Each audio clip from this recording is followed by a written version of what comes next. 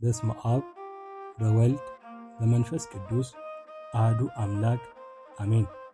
የአባታችን የአቡነ እጨጌ ዮሐንስ ዘጠገሮ ታሪካቸው በጥቂቱ።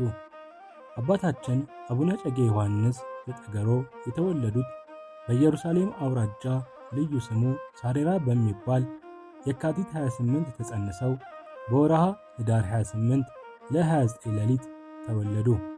ኅዳር 29 ተወለዱ።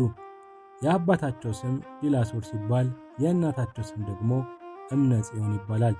ወላጆቻቸው እግዚአብሔርን የሚፈሩ ደጋግ ጻድቃኖች ናቸው።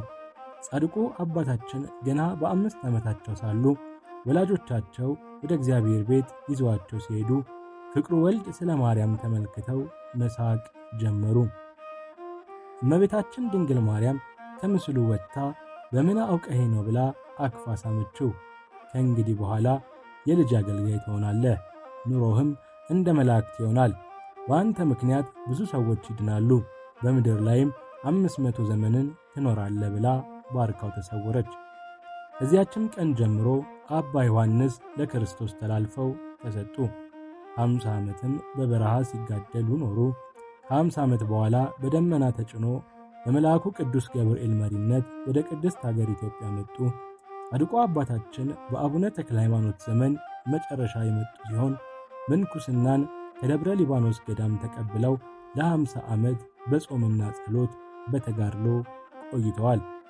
አባታችን አቡነ እጨጌ ዮሐንስ ወደ ተዘጋጀላቸው ምድር በቅዱስ ገብርኤል አሳሳቢነት ወደ ጠገሮ መጡ።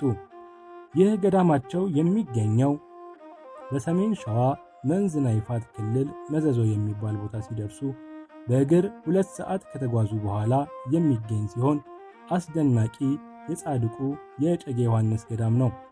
አባታችን ተጋድሏቸው ሳሉ ሰዎች በክፋት ተነሱባቸው።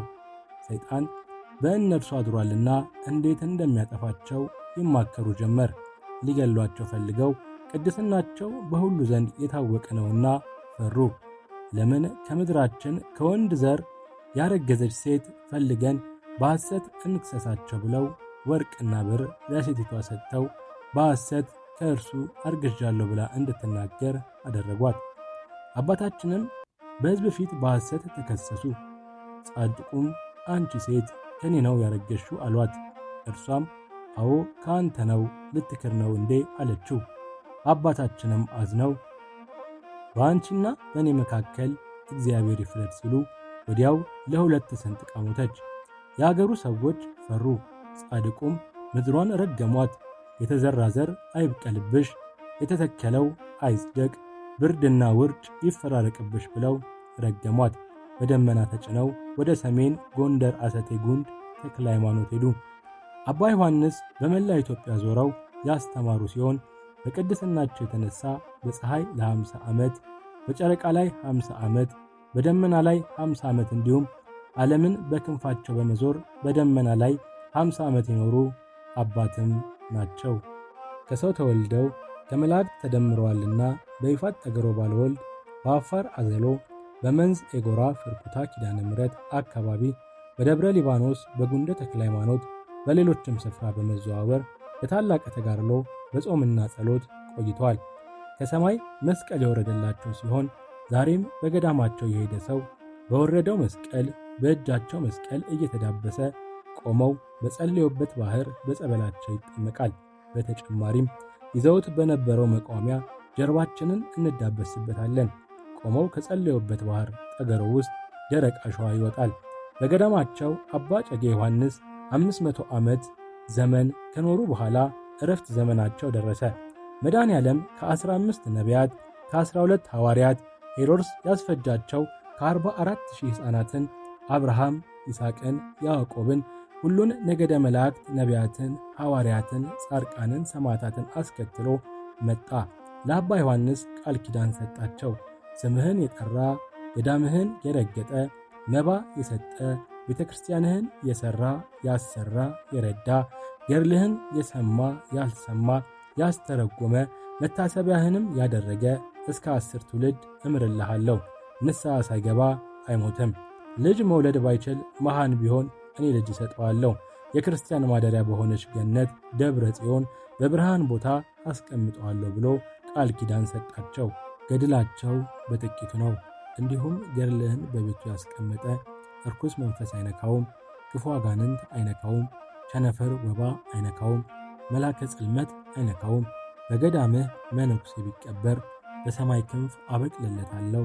እንዲሁም አረማዊ ያላመነ ያልተጠመቀ በገድልህ አምኖ ታምኖ በገዳምህ መጥቶ ቢያርፍ ይቅር እለዋለሁ። እንደ መቃብሬ ጎልጎታ እንደ ተቀበረ አድርጌ እቆጥርለታለሁ።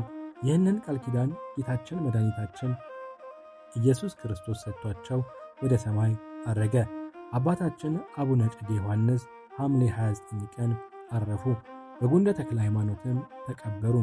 ከ157 ዓመት በኋላ አንድ የበቁ ባህታዊ ወደ መንዝ ሄደው የረገሟት መሬት እንድትቀደስ የተዘራው እንዲበቅል ከስውራን አባቶች ጋር በመሆን ግማሽ አጽማቸውን ከጉንደ ተክለ ሃይማኖት አውጥተው አርባሃራ መድኃኔ ዓለም አጠገብ በላይ በፍሩክታ ኪዳነ ምሕረት መጋቢት 18 ፍልሰታ ጽሙ አረፈ። ምድሪቷም ተባረከች፣ የዘሩትም አበቀለች። ውርጩም ብርዱም ቀነሰ። ዝናብ አልዘንብ ሲል ሰብል የሚጨርስ አንበጣ ሲመጣ ታቦታቸው ወጥቶ መሬት ላይ ያዛል። ወዲያውም መቅሰፍት ይርቃል፣ ዝናብም ይዘንባል። ጸበላቸው ሽባ ይተረትራል። ድዊ ፈዋሽ ከሰማይ የወረደላቸው መስቀል ተአምር ሰሪ ከባህራቸው ደረቅ አሸዋ የሚወጣበት የጠገሮ የጻድቁ አቡነ እጨጌ ዮሐንስ በረከታቸው ይደርብን፣ አሜን። በጎጆዬ ስላለሽ መጉደልን አላውቅም።